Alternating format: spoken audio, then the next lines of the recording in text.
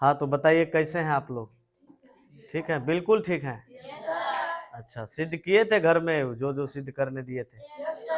पक्का? बनाने दे दें? नहीं, पहले अभी प्रूफ करते हैं। ठीक है, तो आज के वीडियो में फिर से वही प्रूफ करेंगे। कल जो प्रूफ किए थे पिछले लेक्चर में वो था अवतल दर्पण में F बराबर R/2। आज प्रूफ करना है उत्तल दर्पण में F बराबर R/2। फॉर्मूला है जो कि प्रूफ करना है, समझ गए? यानी वक्रता त्रिज्या और फोकस दूरी के बीच संबंध ज्ञात करना है, समझ गए? तो चलिए क्वेश्चन बनाते हैं। दिख रहा है यहां से?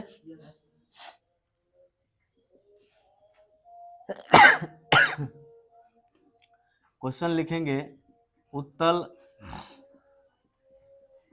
दर्पण में सिद्ध करें, उत्तल दर्पण में सिद्ध करें कि F बराबर R/2। ये ना सिद्ध करना है? चलिए, ज्यादा कुछ तो नहीं बोलना क्योंकि F जान ही रहे, F क्या है R क्या है पता ही है, बताए हैं। चलिए इसको प्रूफ करते हैं। ध्यान से देखना है, किसी को बीच में बात नहीं करना है, नहीं तो जब बनाने देंगे अगर नहीं बनेगा तो फिर स्वागत होगा, अच्छे से रिचार्ज कर देंगे सबको। चलो अब एनर्जी में आ जाओ सब कोई। कौन सा दर्पण है? उत्तल दर्पण है। तो क्या करेंगे सबसे पहले? उत्तल दर्पण बना लेंगे। तो चलो उत्तल दर्पण बना लेते हैं। लग रहा है अच्छा रे? और अच्छा बनाएंगे, ऐसे अच्छा लग रहा है? लग रहा है, चलो लगने दो।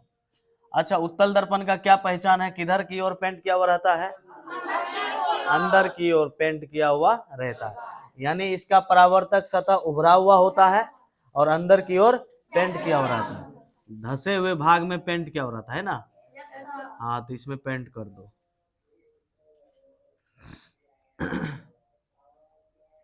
नाम दे दो M डैश। M और M डैश क्या है? उत्तल दर्पण है, मान लिए। इसका मुख्य अक्ष भी तो होगा, मुख्य अक्ष मान लेते हैं।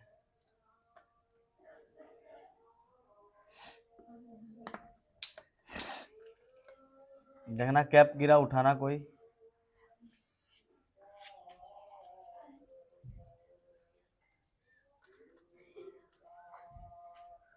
चलिए बना लिया मुख्य अक्ष। एक उत्तल दर्पण M और M डैश बना लिए और इसका मुख्य अक्ष भी बना लिए। अब क्या करेंगे? मुख्य अक्ष के समांतर एगो किरण लेके जाएंगे। अनंत पे कहीं वस्तु रखी हुई है और वहां से किरण जो है निकल करके आ रही है, आपतित हो रही है, और आपतित हो करके कहां पे टकरा रही है? ऐसा मान रहे हैं क्या? अभी हो रहा है कुछ ना? तो आपतित किरण दिए हैं कुछ, ऐसा इमेजिन कर रहे हैं कि कहीं से वस्तु, कहीं पर वस्तु है, वहां से किरणें आकर के दर्पण की सतह पे टकरा रही है। तो मान लो ये मुख्य अक्ष है और मुख्य अक्ष के समांतर ही कोई किरण आ रही है, ठीक है? बना लेते हैं इसको।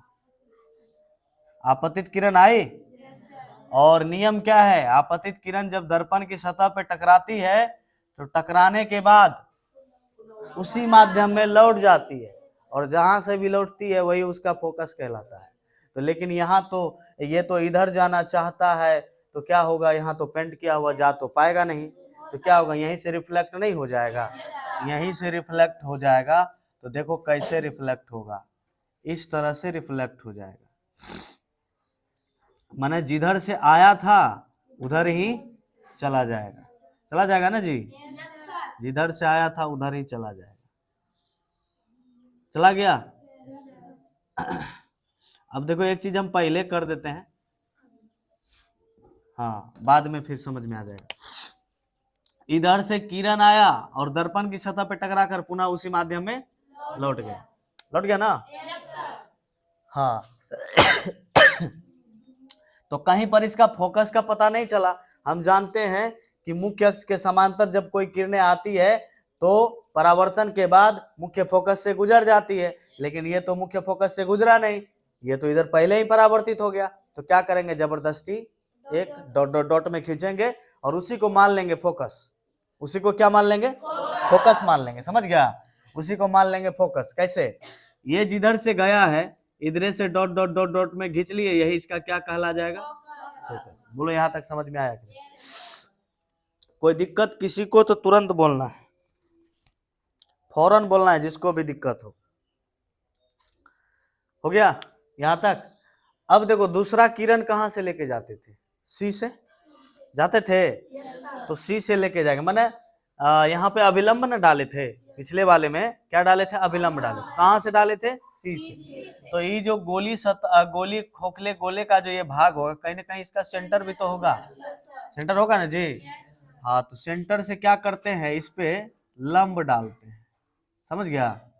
इस पे क्या करते हैं? लंब डालते हैं। किससे डाल रहे हैं? सी से।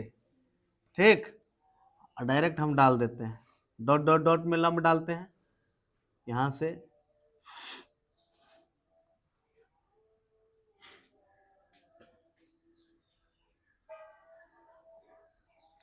डाल दिए लंब। इसका नाम क्या दे देंगे? सी। और लंब जो डाले, देखो यहाँ पर यही पॉइंट पे आया, तो यहाँ पर दो गो कोण बन रहा है। देखो ये आपतित किरण है और ये अभिलंब है। तो आपतित किरण और अभिलंब के बीच के कोण को क्या कहते हैं? और ये परावर्तित किरण है और अभिलंब के बीच के कोण को क्या कहते हैं? आर कहते हैं। समझ में आया क्या? ये सब पढ़ा है ना जी? तो यहाँ पर भी देख रहे हैं कौन सा घटना हो रहा है? प्रकाश का परावर्तन वाला घटना हो रहा है। हो रहा है ना? इसका भी नाम दे सकते हैं। इसका नाम दे दो ए। इस पॉइंट का नाम यहीं पर जो हो रहा, आपतन बिंदु यही है ना, इसका नाम दे दो क्या? डी। दे दिए नाम। चलो यहाँ तक किसी को दिक्कत नहीं है ना? अब इसका एक्सप्लेनेशन कर दें आराम से। एक चीज और देखो, यहाँ पर देखना, ऐसे ऐसा लाइन है, एक ठो ये लाइन है। तो ये वाला जो कोण होगा और ये वाला कोण होगा बराबर होगा। काहे कि देखो जब ऐसा हो,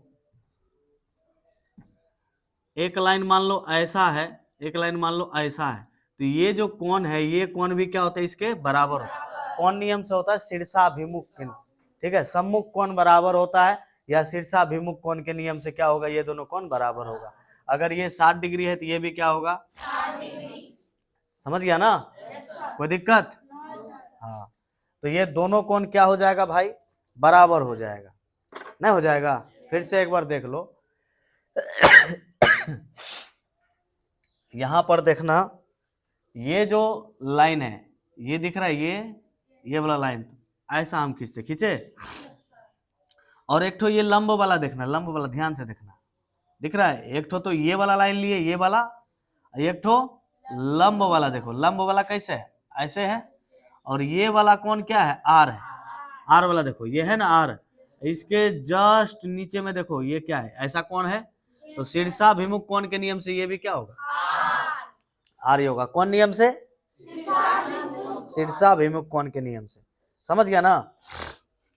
बोलो इसमें कोई आपत्ति किसी को? ये जो आर लिख दिए हम आराम से लिख सकते हैं, ये भी कितना है? आर। ये भी कौन आर है तो ये भी कौन आर है। दोनों कौन नियम से बराबर है? शीर्षाभिमुख कोण के नियम से बराबर। और कुछ बचा करने के लिए? चलो अब एक्सप्लेनेशन कर दो इसका। जो जो किया है वो बात लिख देना है। मान लो, माना कि एम और एम डैश एक उत्तल दर्पण है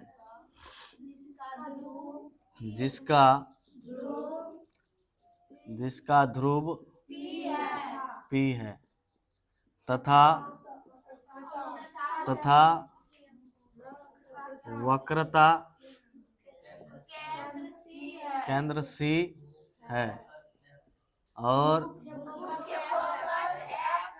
मुख्य फोकस F है। और क्या लिखेंगे? हाँ, मुख्य अक्ष के समांतर AB। हाँ, लिखेंगे मुख्य अक्ष के समांतर एक किरण AB आपतित होती है और परावर्तन के बाद मुख्य फोकस यहाँ लिखेंगे ऐप से गुजर जाती है, नहीं लिखेंगे। हाँ, ऐप से आती हुई प्रतीत होती है। क्यों? क्योंकि ये ओरिजिनल नहीं ना है जी, डॉट डॉट में, ये तो ओरिजिनल में तो इधर परावर्तित हो गया, इसीलिए यहाँ पे आती हुई प्रतीत होती है, मालूम पड़ता है, ओरिजिनल नहीं है, वास्तविक नहीं है ये। ठीक है, तो इसीलिए लिखेंगे बाद मुख्य फोकस से आती हुई प्रतीत होती है या मालूम पड़ती है। लिख दिए? हाँ, यहाँ पर भी सी से बी को मिलाते हुए, तो क्या किए हैं देखो, सी कहाँ है, यहाँ सी से बी को मिलाते हुए एगो अविलंब डाले, कहाँ तक? अविलंब को इंग्लिश में क्या कहते हैं? नॉर्मल। एन तक मिलाए, लिख भी सकता है, नहीं तो ऐसे याद रख लो, सी से बी को मिलाते हुए एन तक बढ़ाया, जो क्या है? अविलंब है। नहीं है, ये बात लिख भी सकते हैं। कैसे लिखें? सी से बी, सी से बी को मिलाते हुए, सी से बी को, सी से बी को मिलाते हुए, मिलाते हुए एन तक बढ़ाया, ये नहीं एन तक बढ़ाया, ये नहीं किए, लंब डाले, जो क्या है? अविलंब है। जो अविलंब है इसको नहीं भी लिखेंगे तो ऐसे मन में याद रखेंगे, ये काम किए हैं, या डायरेक्ट भी लिख सकते हैं, अविलंब है। ठीक है, ये क्या है? सी से एन क्या है? अविलंब है। ऐसे भी लिख सकते हैं, कोई दिक्कत नहीं है। चलो, सब कुछ लिख दिए। माना कि एम और एम डैश एक उत्तल दर्पण है जिसका ध्रुव पी है, पी यहाँ पर एडजस्ट कर दिए, तथा वक्रता केंद्र क्या है? सी है, मुख्य फोकस एफ है, और मुख्य अक्ष के समांतर, ये मुख्य अक्ष है, इसके समांतर कोई किरण आपतित होती है जिसका नाम ए बी है, और ये परावर्तन के बाद मुख्य फोकस से गुजरती हुई प्रतीत होती है, क्योंकि परावर्तन के बाद तो इधर से गुजर गया था, तो इसको डॉट डॉट डॉट में मिला है, तो यही इसका फोकस कहलाएगा, जो कि वास्तविक नहीं है, इसीलिए लिखेंगे प्रतीत होती है। ठीक है, आते हुए प्रतीत होती है। और सी से बी को लेते हुए या बी को मिलाते हुए एन तक बढ़ाए, जो कि अभी लंब है। ठीक है, एन तक बढ़ाए जो कि अभी लंब है। हो गया ना? अब यहाँ पे ये भी मान सकता है कौन फोकस दूरी होगा, कौन वक्रता। यहाँ पे दो चीज का काम है, एक फोकस दूरी, एक वक्रता त्रिज्या का। तो कौन कौन होगा बताओ? तो कोई भी दूरी पी से मापेंगे, पी से लेकर के एफ तक की दूरी को क्या कहेंगे? फोकस दूरी कहेंगे। एगो वक्रता त्रिज्या, पी से लेकर के सी तक की दूरी को वक्रता त्रिज्या कहेंगे, ये नहीं कहेंगे? यानी ये दूरी क्या हो गया? आर हो गया। बात समझ में आया क्या? आर भी मालूम, एफ भी मालूम, दोनों मालूम चल गया। यहाँ पे मान भी सकते हैं, माना कि वक्रता त्रिज्या, ये मान भी सकते हैं, नहीं भी लास्ट में डायरेक्ट हम कल मान बैठा दिए थे, वो भी कर सकते हैं। तो ज्यादा लिखना हमको अच्छा नहीं लगता, जितना में काम हो जाए वही करेंगे। ठीक है, तो यहाँ पे एक चीज लिख दो, सिद्ध करना है, सिद्ध करना है। जल्दी से बोलो, क्या सिद्ध करना है? एफ बराबर आर बाय 2 सिद्ध करना है। अच्छा, कुछ प्रूफ भी देगा क्या? प्रूफ मतलब होता है प्रमाण, सबूत। कुछ सबूत देगा क्या? इस दर्पण में देखो क्या हो रहा है, प्रकाश का परावर्तन हो रहा है, तो लिखेंगे प्रमाण। प्रमाण का मतलब प्रूफ, प्रूफ लिखेंगे रे। हाँ, प्रमाण देखो प्रकाश का परावर्तन हो रहा है, तो लिखेंगे परावर्तन के नियम से, परावर्तन के नियम से, परावर्तन के नियम से। परावर्तन के नियम से देखो क्या होता है, कौन आई बराबर कौन आर होता है, यानी आपतन कौन और परावर्तन कौन तो ये आपतन कौन आई और परावर्तन कौन आर क्या होगा? तो कौन आई बराबर कौन, इसको सही ढंग से लिखेंगे तो कैसे लिखेंगे? कौन A B N, A B N लिखेंगे। आई के बारे में लिख रहे हैं, आई के बारे में ए बी एन लिखेंगे क्या? आई के बारे में, जहां पे है उसको बीच में रखना है, जहां पे आई है उसको कहां रखना है? बीच में। तो कौन ए बी एन, बीच में क्या आया? बी, तो बी पर ही आई है ना, इधर एन आ गए। अब बराबर आर के बारे में लिखो तो ए, आर भी बी ए पे ना है, ए किधर किधर लिखेंगे, रुक जाओ, आर के बारे में लिखना है, ए एन बी, इसका भी कुछ नाम दे दें क्या, हाँ कुछ नाम दे दो, हाँ डी दे दो, ठीक है, इसका भी, इस लाइन का भी कुछ नाम दे दो, क्या दे दिए, तो बी के बारे में लिखना है, या तो डी बी एन लिख सकते हैं या एन बी डी लिख सकते हैं, क्या लिख दें, एन बी डी, अरे डी बी एन, जरा मन जो पसंद है लिखो यार, कोई दिक्कत नहीं है, डी बी एन, चलो लिखो डी बी एन, समीकरण मान लें, कितना मान लें, एक मान लिए, कोई दिक्कत, फिर से देखो तो यही काम कहीं और हो रहा है क्या, फिर से देखो, कौन D B N, D B N, ये कौन, और कौन सी बी एफ, ये कौन, इस कौन का बारे में बात कर रहे हैं, आर वाला, दोनों आर वाला, ये वाला दिख रहा है कौन, बढ़िया से देखो, कौन डी बी एन और कौन एफ बी सी, यानी बीच में ये वाला कौन और ये वाला कौन भी तो बराबर है, तो ये कौन बराबर है, तो कैसे लिखेंगे भाई, इसको कैसे लिखेंगे, कौन डी बी एन, यही ना रे, कौन डी बी एन, तो लिखो कौन डी बी एन बराबर, ये जो आर है इसी को लिखें डी बी एन, ई कौन और कौन एफ बी सी या सी बी दोनों क्या है बराबर, तो क्या लिखेंगे, एफ बी सी, ठीक, समीकरण 2 मान लें इसको कि नहीं माने, अच्छा कौन नियम से ऐसा आया, ऐसा कौन नियम से, अभी तुरंत ना बताए थे वो वाला, शीर्षा अभिमुख कौन के, यहां लिखेंगे शीर्षा अभिमुख, शीर्षा अभिमुख कौन से, ठीक, समीकरण 2 मान लिए, अब चलेंगे किससे, समीकरण 1 एवं 2 से, चलते हैं, समीकरण 1 एवं 2 से कैसे करेंगे, समीकरण 1 एवं 2 में क्या क्या मिल रहा है, देखो तो, इसका LHS, ठीक है, पहले समीकरण को देखो, इसका LHS और इसका RHS, सॉरी दोनों का LHS अलग अलग है, लेकिन देखो इसका RHS और इसका LHS दोनों बराबर है, कोना कोनी भी बराबर होता है तो काम चल जाता है, समझ गया, कोना कोनी भी बराबर होगा तो काम चल जाएगा, यहाँ पर क्या लिखेंगे, इसका RHS और इसका LHS दोनों बराबर है, तो दोनों कहाँ चल जाएगा, चांद पर, दोनों कहाँ चल जाएगा, चांद पर, ठीक है, और ये दोनों रहेगा धरती पर, समझ गया, ये दोनों गायब और ये दोनों बराबर, एगो का RHS और एगो का LHS बराबर है, और तब क्या हो जाएगा, दूसरा का एगो का LHS एगो का RHS बराबर हो जाएगा, कोना कोनी बराबर हो जाएगा, समझ गए, तो ये दोनों गायब, तो ये कोना कोनी क्या हो जाएगा, बराबर, तो कौन ए बी एन बराबर कौन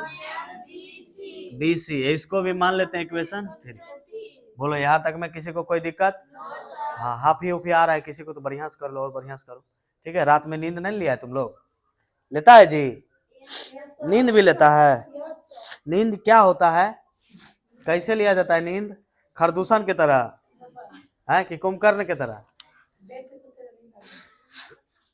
अरे वाह, नींद भी लेता है तुम लोग ना, चलो चलो आज समझे कि नींद क्या होता है, हमको समझ में आया है? तुम लोग भी लेती है मने नींद, अच्छा लड़का लोग भी लेता है हैं, मने नींद,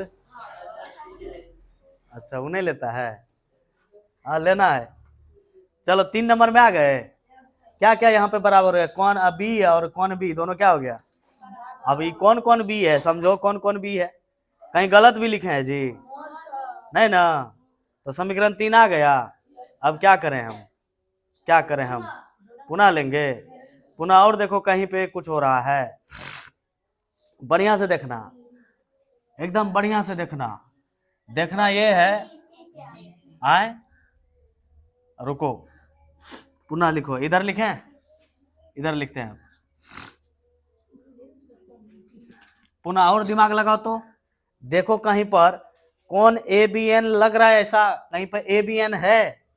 ए बी एन, आई का बात कर रहे हैं, ए बी एन, तो लिखेंगे पुनः कौन ए बी, हाँ कौन ए बी एन, और ये कौन जो बराबर है सर्दी हो जाता है यार। उसके बाद कौन बी सी एफ, कौन बी सी एफ, ये देखो ए बी एन, आई, आई के बारे में बात कर रहे हैं, ठीक। और फिर कौन है उसके बाद, कौन है B C F, B C F माने बीच में कौन है, सी, तो वैल्यू किसका रहेगा, सी। बी और सी क्या है, बराबर, माने ये वाला आई और ये वाला कौन क्या है, बराबर है। देखो ये लाइन है, ये एक ही लाइन है ना, एक ही लाइन है ना, तो जब एक ही लाइन में ये कौन जितना है तो ये भी कौन कितना होगा, उतना ही होगा। जब कोई समांतर रेखा को एक तिर्यक रेखा काटता है तो ये वाला, सॉरी, ये वाला जो कौन होगा ये वाला भी कौन उतना ही होगा। एक ही ओर के संगत कौन, ये संगत कौन कहलाता है, समझ गया ना। ये कौन सा कौन है, देखो एक ही लाइन है ना, एक ही लाइन है, इसको जब बढ़ाएंगे इससे तो देश समांतर रेखा लग रहा है कि नहीं लग रहा है, ये तिर्यक रेखा जैसा काटा हुआ है कि नहीं काटा हुआ है, काटा हुआ नहीं, ये अभिलंब वाला काटा है ना। तो जब तो तिर्यक रेखा को काटता है तो ये वाला कौन और ये वाला कौन क्या होता है, बराबर होता है। कौन नियम ऐसा होता है, संगत कौन, इस नियम को क्या कहते हैं, संगत कौन। तो यहाँ पर क्या हो जाएगा, ये वाला कौन और ये वाला कौन बराबर नहीं हो जाएगा, ये आई है तो ये भी कितना हो जाएगा, हो जाएगा ना। तो कैसे लिखेंगे इसको, ए बी एन कौन बी सी एफ, यानी सी बराबर किसके हो जाएंगे, बी के बराबर, माने ये कौन और ये कौन क्या हो जाएगा, बराबर हो जाएगा। तो वही चीज लिख दिए, कौन ए बी एन बराबर कौन बी सी एफ, बोलो लिख दिए। इसको भी समीकरण मानेगा, एक नया समीकरण नहीं आ गया, समीकरण मान लो 4, कौन नियम से आया ऐसा, संगत कौन से, जिससे आया उससे लिख दो, संगत कौन से या संगत कौन के नियम से। यहां तक सही है। अब समीकरण 3 एवं 4 से चलना है, तो लिखो समीकरण 3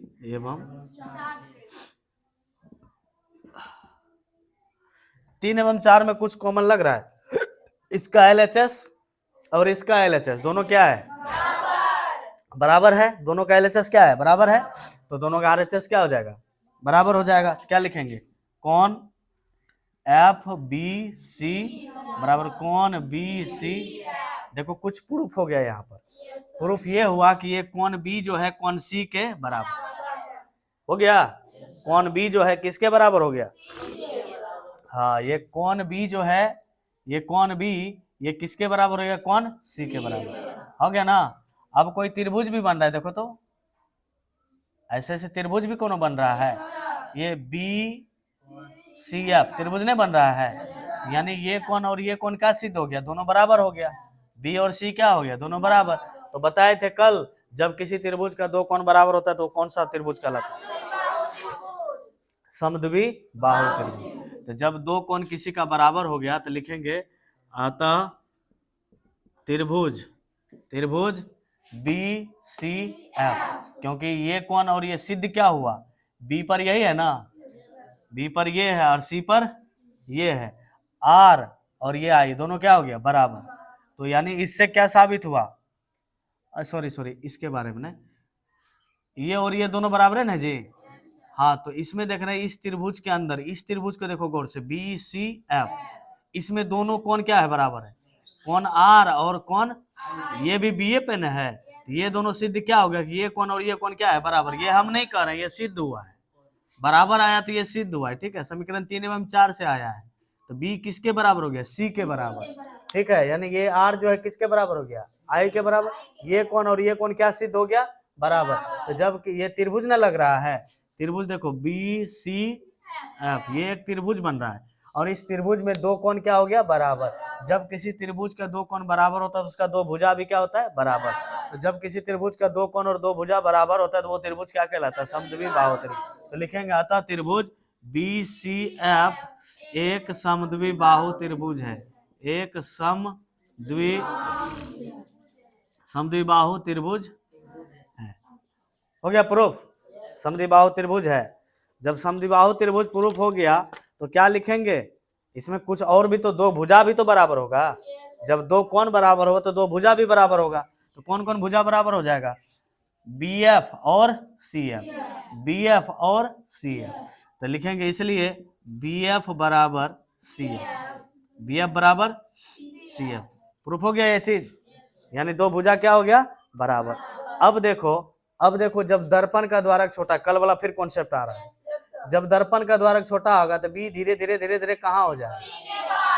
तो जब दर्पण का द्वारक, जब बिंदु B है तो क्या है, BF है ना। जब बिंदु लिख दो, यदि दर्पण का द्वारक, यदि दर्पण का द्वारक, यदि दर्पण का द्वारक बहुत छोटा हो तो क्या होगा, जब दर्पण का द्वारक छोटा नहीं है, ये पॉइंट B है तो ये BF है ना। तो जब ये दर्पण का द्वारक छोटा होगा, धीरे धीरे धीरे धीरे इधर आएगा, ये बिंदु B जो है धीरे धीरे कहाँ आ जाएगा, P पर।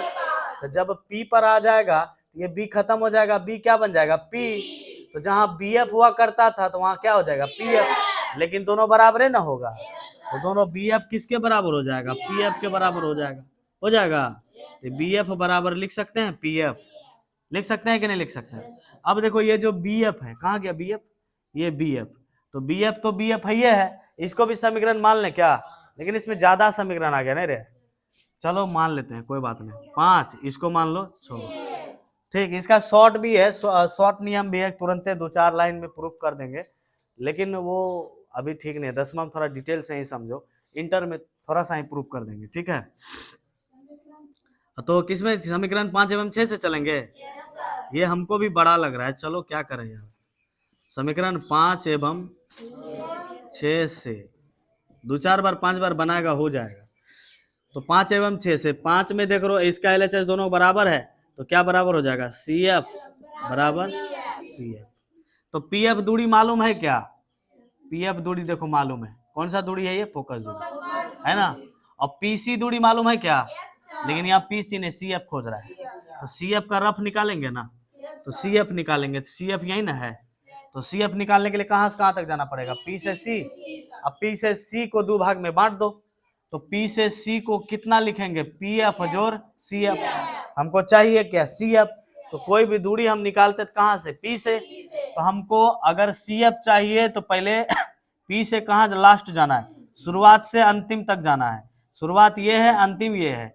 अब इसको 2 टुकड़ा में बांट दो, PF और CF, यानी CF को हम क्या लिख सकते हैं, यहाँ पे देखो रफ करते हैं, पहले तो PC को क्या लिख सकते हैं, पूरे यहां से यहां तक आओ, शुरू से अंतिम तक आओ, क्या है, PC है ना, PC, देखो ये PC है, तो PC बराबर हम क्या लिख सकते हैं, PF जोड़ CF। हमको चाहिए क्या, CF चाहिए ना, तो CF निकालना है, तो PC इधर है, PF प्लस में इधर आएगा तो माइनस में, बचा क्या, यानी CF के जगह कितना निकल गया, PC माइनस PF। ये जो CF है इसके जगह क्या लिख दें, PC माइनस CF बराबर इधर क्या है, PF।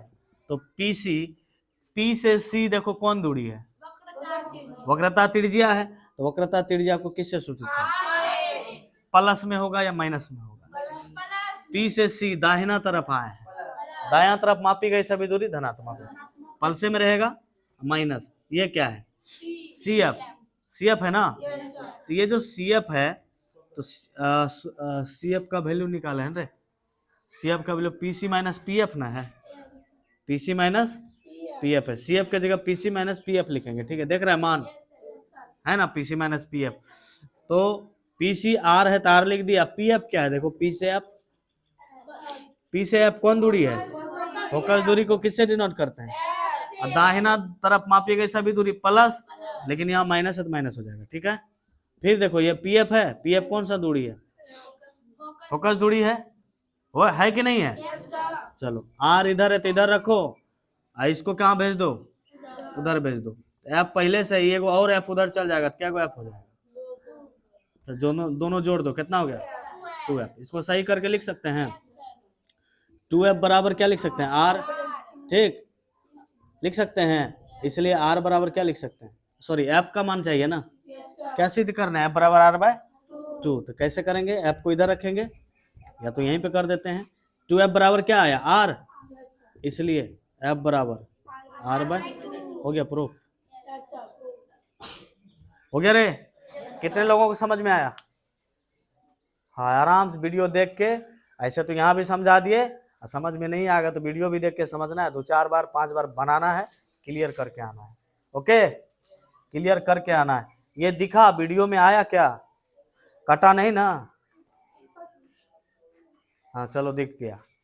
बाकी तुम लोग इसको फ्रेश से बना के आना, 5 बार 6 बार बनाएगा, बनने लगेगा। ठीक, तो फिर मिलते हैं नेक्स्ट वीडियो में, देखेंगे क्या टॉपिक है, कौन सा टॉपिक पढ़ना है। तब तक के लिए सभी को थैंक यू एंड बाय।